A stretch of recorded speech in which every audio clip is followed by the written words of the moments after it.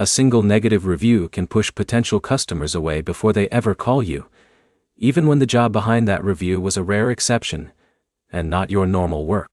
By the end of this, you'll know how to respond to negative reviews, how to reduce their impact, and how to turn unhappy customers into situations that don't hurt your reputation long term.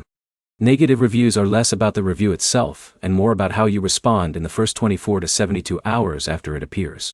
The first step is not reacting emotionally. A defensive response usually makes the situation worse and can signal to future customers that conflict is handled poorly. Instead, the goal is to respond calmly and professionally, so anyone reading the review sees that you take concerns seriously. The second step is acknowledging the issue without arguing details in public. This means briefly recognizing the customer's concern and showing willingness to resolve it. This matters because potential customers are not just reading what happened, they are watching how you behave under pressure. The third step is moving the conversation offline. After a short public response, you should shift the discussion to phone or direct message.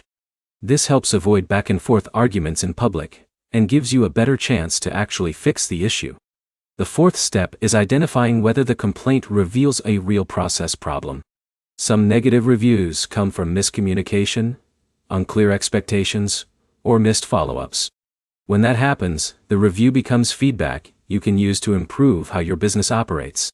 The fifth step is encouraging positive reviews from satisfied customers. A steady flow of good reviews reduces the impact of occasional negative ones because your overall rating becomes more balanced.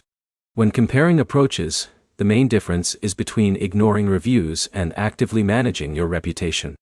Ignoring reviews allows negative feedback to define your business without context. Active management shows future customers that you are responsive and accountable. The most important factor is consistency. One strong response does not fix reputation issues.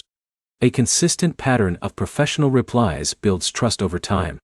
A practical next step is to search your business name and read your last few reviews as if you were a customer seeing you for the first time. This shows you exactly what others are forming opinions on.